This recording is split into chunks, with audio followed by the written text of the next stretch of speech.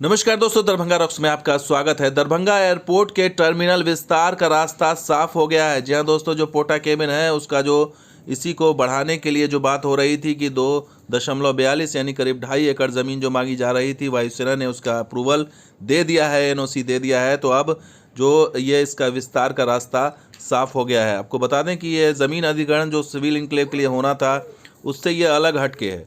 ये यहीं पर इसको विस्तार करने की योजना है और जो टर्मिनल भवन इस समय है पोटा केबिन का, उतना ही स्पेस और मांगा गया था ताकि जो आगमन और प्रस्थान है उसके लिए पर्याप्त जगह मिल जाए। और ये इसका सबसे बड़ा रास्ता क्लियर हो चुका है। और ये जानकारी दरभंगा के सांसद गोपाल जी ठाकुर ने कहा है कि विस्तार के लिए जो एनओसी मिलना था वो दे दिया गया है, 2.42 एकड़ ज़मीन। और इस बात की जानकारी दरभंगा वायुसेना स्टेशन के चीफ तुषार अग्रवाल द्वारा सांसद महोदय को दूरभाष पर दे दी गई, यानी टेलीफोन पर जानकारी दी गई है। तो इससे ये कंफर्म हो गया है कि ये अप्रूवल मिल गया है, एनओसी मिल गया है। तो अब ये जो भीड़ भाड़ यहाँ जितनी दिख रही है वो भीड़ भाड़ आगे आने वाले दिनों में नहीं दिखेगी। और सबसे अच्छी बात यह है कि जो ज़्यादा कंपनियाँ आने वाली थीं और या विमान सेवाएँ शुरू होने वाली थी वो शुरू हो सकेगी।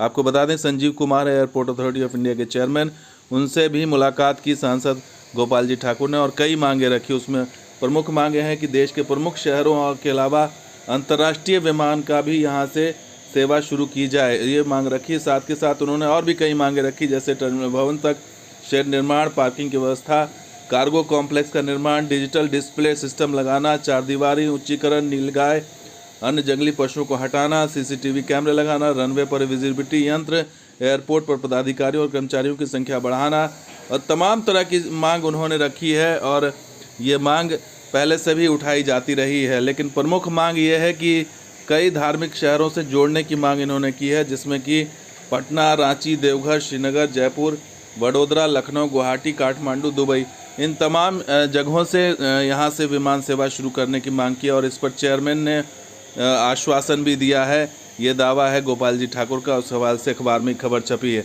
तो सबसे बड़ी चीज़ है, मांग तो बहुत लंबी चौड़ी है, लेकिन जो फ़िलहाल जो रास्ता साफ़ हुआ है वो सिविल इनक्लेव, जो अभी मौजूदा सिविल इनक्लेव जो छोटा है, 150, 200, 250 लोगों के एक समय रहने का जो व्यवस्था थी, अब वो बढ़कर के दुगनी हो जाएगी, ऐसी संभावना है। और आने वाले दिनों में और भी इसका विस्तार अगर हुआ तो यहाँ से और भी कई कंपनियाँ, विमानन कंपनियाँ आएंगी और नई फ़्लाइट नए रूट्स पर चला सकेंगी।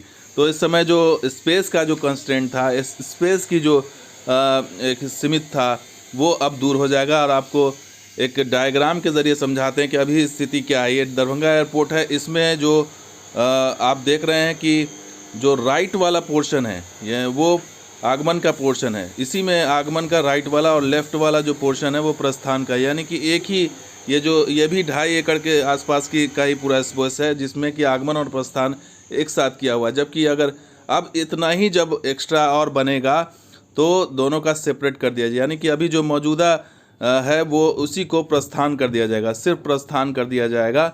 और जो नया स्पेस जो इसके साथ मिलेगा उसको आगमन कर दिया जाएगा। ये प्लानिंग है ताकि भीड़ को जो है नियंत्रित किया जा सके, कंट्रोल किया जा सके, स्कैनर ज़्यादा से ज़्यादा लगाए जा सके और बैठने की व्यवस्था हो, आगमन प्रस्थान का बिल्कुल अलग अलग स्पेस हो। तो एक यहाँ पर सुविधा भी लोगों को मिलेगी। जो अभी भीड़ भाड़ हो जाती है या कोई फ़्लाइट अगर डिले हो गई या आगे पीछे हो गई थोड़ा सा, तो उसमें काफ़ी व्यवस्था करने में दिक्कत आती है, तो वो समस्या दूर हो जाएगी। साथ ही साथ नए रूट्स और नई फ़्लाइट का भी रास्ता साफ़ हो सकेगा। तो इस पर भी काम, उम्मीद है कि एनओसी मिल गया है तो इस पर भी जल्द से जल्द काम एयरपोर्ट अथॉरिटी ऑफ इंडिया शुरू कर देगी। और सबसे अच्छी बात है कि अप्रोच जो पुल बनाया जा रहा है, नया इंट्रेंस बनाया जा रहा है, उस पर भी काम शुरू हो गया है और व्यू कटर का पर भी काम शुरू हो गया। तो बहुत सारे काम शुरू हो गए हैं, लेकिन सबसे बड़ी जो बाधा है वो फॉग में जो कम दृष्टिता की वजह से जो फ़्लाइट कैंसिल डाइवर्ट होती है, उस समस्या को दूर करना और देखना है कि वो जल्द से जल्द ठीक होती है या नहीं। तो दोस्तों, वीडियो कैसा लगा जरूर लाइक कीजिए, शेयर कीजिए, कमेंट कीजिए, सब्सक्राइब कीजिए। कुछ और वीडियो के साथ हाजिर हूँ, आप देखते हैं दरभंगा। सब शुक्रिया, धन्यवाद। जय हिंद, जय बिहार, जय मिथिला।